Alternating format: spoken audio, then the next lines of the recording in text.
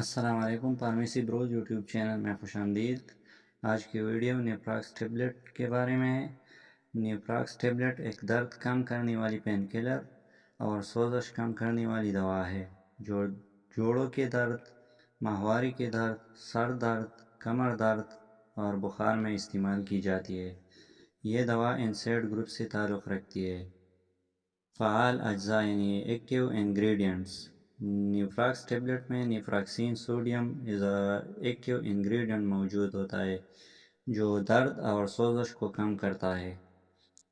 نیوپراکس tablet کے استعمالات: جوڑوں یا پٹوں کے درد، ماہواری کے درد، گردن یا کندھوں کے درد، سر درد یا آدھی سر درد، مائیگرین جسے کہا جاتا ہے، بخار یا جسمانی سوجن۔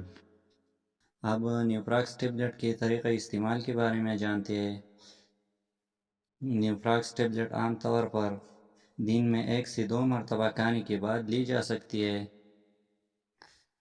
یا درد زیادہ ہونے کی صورت میں ڈاکٹر کی اجازت سے اس کی خوراک بڑھائی جا سکتی ہے۔ خالی پیٹ لینے سے معدے میں تکلیف ہو سکتی ہے۔ اہم احتیاط یعنی پریکاشنز: معدے کے مریض یا السر گیس کے مریض ڈاکٹر سے مشورہ کریں۔